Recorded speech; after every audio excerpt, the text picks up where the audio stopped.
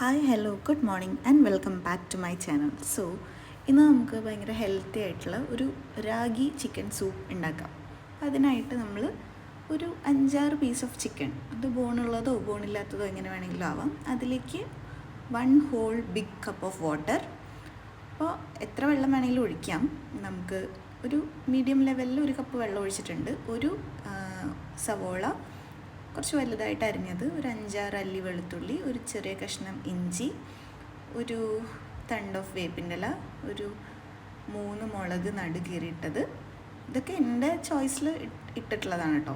ഒരു 3/4 teaspoon of മഞ്ഞൾപ്പൊടി, 1 teaspoon കുരുമുളക് പൊടി, പിന്നെ പാകത്തിന് ഉപ്പ്.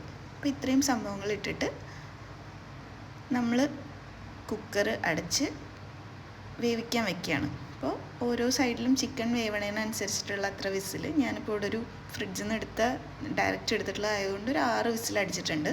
അപ്പോൾ അത് കഴിഞ്ഞ് അതിൻ്റെ പ്രഷർ പോയി കഴിഞ്ഞ് കഴിഞ്ഞാൽ നമ്മളത് ഓപ്പൺ ചെയ്യുക. എന്നിട്ട് അതൊന്ന് നമ്മൾ ചിക്കൻ പീസസ് മാത്രം ഇങ്ങോട്ട് റിമൂവ് ചെയ്തെടുക്കുക.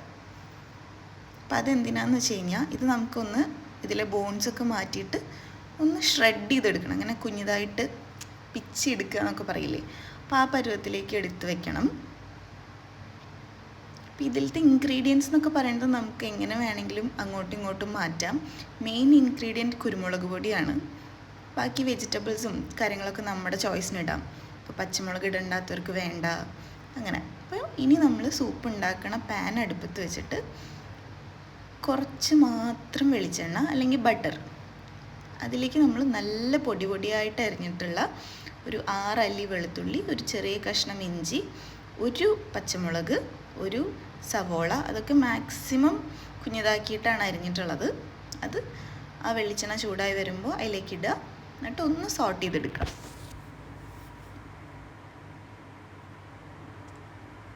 ഒരുപാട് അങ്ങോട്ട് വഴണ്ട് അത്രയൊന്നും ആവണ്ട. അതൊന്ന് വഴണ്ട് കഴിഞ്ഞ് കഴിഞ്ഞാൽ പിന്നെ നമ്മൾ അതേപോലെ ഒരു ക്യാരറ്റ് നല്ല കുഞ്ഞിതായിട്ട് അരിഞ്ഞ് വെച്ചിട്ടുണ്ട്, അതും കൂടെ ആഡ് ചെയ്യുക. ഈ ടൈമിൽ നമുക്ക് ഗ്രീൻ ക്യാപ്സിക്കം വേണമെങ്കിൽ ആഡ് ചെയ്യാം. ഞാൻ ഇടയ്ക്കൊക്കെ ആഡ് ചെയ്യാറുണ്ട്. അപ്പോൾ അത് അവൈലബിൾ അല്ലാത്തതുകൊണ്ട് ആഡ് ചെയ്തില്ല എന്നേ ഉള്ളൂ. അതിലേക്ക് നമ്മൾ കുറച്ച് ഉപ്പ്, എന്നാലാണ് ആ വെജിറ്റബിൾസിൽ ഉപ്പ് ഉണ്ടാവുള്ളൂ. സോ ആ വെജിറ്റബിൾസിന് വേണ്ടിയിട്ട് മാത്രം ഒരു 1/4 ടീസ്പൂൺ ഓഫ് ഉപ്പ്. ഇത് ഫ്രോസൺ ഗ്രീൻ പീസാണ്. അപ്പോൾ ഇതിന് ഒരുപാട് കുക്കിംഗ് ടൈമൊന്നുമില്ല. ഓൾറെഡി ഇങ്ങനെ എന്താ പറയുക, ഭയങ്കര സോഫ്റ്റ് ആയിട്ടുള്ളൊരു സാധനമാണ്. അതാണ് അത് കുറച്ച് ലേറ്റായിട്ട് ആഡ് ചെയ്തത്. അപ്പോൾ ഈ വെജിറ്റബിൾസിനും ഒരു പെപ്പർ ടേസ്റ്റ് ഉണ്ടാവാൻ വേണ്ടിയിട്ട് ഒരു 1/4 ടീസ്പൂൺ കുരുമുളക് പൊടി ഇതിലേക്കും ഞാൻ ഇട്ടിട്ടുണ്ട്. എന്നിട്ട് ഇത് നന്നായിട്ടൊന്ന് സോട്ട് ചെയ്യുക.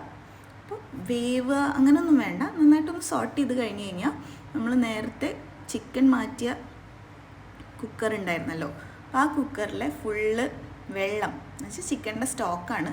ആ വെള്ളം മാത്രം നമ്മുടെ ഈ പാനിലേക്ക് അരിച്ചൊഴിക്കുക. അതിലത്തെ വെജിറ്റബിൾസ് ഒന്നും നമുക്ക് ആവശ്യമില്ല.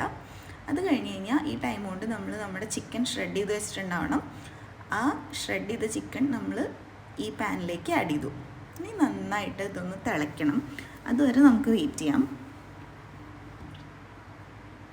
ഇത് നന്നായി തിളച്ച് വരുമ്പോഴേക്കും നമ്മൾ ഒരു മുട്ട വെറുതെ ഒരു പാത്രത്തിലോ ഗ്ലാസ്സിലോ ഒഴിച്ച് നന്നായിട്ടൊന്ന് ബീറ്റ് ചെയ്ത് വെക്കുക. അത് ബീറ്റ് ചെയ്ത് വരുമ്പോഴേക്കും ഇത് ഓൾറെഡി നല്ല ചൂടുള്ളതായതുകൊണ്ട് പെട്ടെന്ന് തിളയ്ക്കും. അത് തിളച്ച് വരട്ടെ. അപ്പോൾ അത് കണ്ടു, ആ ഒരു ഇത്രയും നന്നായിട്ട് തിളച്ച് വന്നു കഴിഞ്ഞ് കഴിഞ്ഞാൽ നമുക്ക് ഈ മുട്ട ഏറ്റവും സ്ലോ ആയിട്ട് എങ്ങനെ ഒഴിക്കാൻ പറ്റും അത്രയും സ്ലോ ആയിട്ട് ഒഴിക്കുക. അത് ഒഴിക്കണതിൻ്റെ ഒപ്പം തന്നെ നമ്മൾ മറ്റേ കൈ കൊണ്ട് നന്നായിട്ട് മിക്സ് ചെയ്തുകൊണ്ടിരിക്കണം. അല്ലെങ്കിൽ മുട്ട ഒരു പാട കെട്ടിയ പോലെ കിടക്കുള്ളൂ.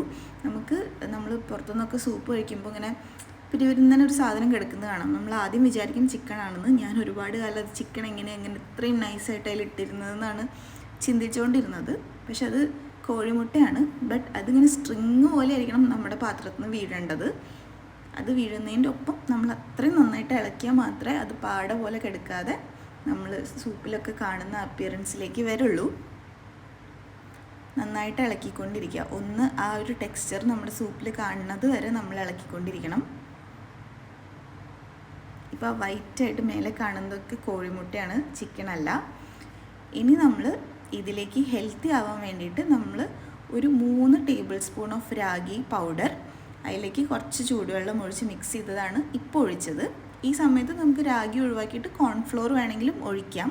അപ്പോൾ 3 ടേബിൾ സ്പൂണിൻ്റെ ഒന്നും ആവശ്യം ഉണ്ടാവില്ല, ഒരു 2 ടേബിൾ സ്പൂൺ മാക്സിമം. ഇനി സൂപ്പിൻ്റെ കൺസിസ്റ്റൻസി നമുക്ക് ഇഷ്ടമുള്ള ലെവലിൽ, ലൈക്ക് ചിലർക്ക് ഭയങ്കര വാട്ടറി ആയിരിക്കും ഇഷ്ടം. അപ്പോൾ എൻ്റെ വീട്ടിൽ ഇപ്പോൾ അമ്മയ്ക്കും അച്ഛനൊക്കെ കുറച്ചൊരു തിക്നെസ്സാണ് ഇഷ്ടം. സോ ഒരു ഇത്തിരി തിക്നെസ് ആവുന്ന വരെ നമുക്കതൊന്ന് കുറുക്കിയെടുക്കാം.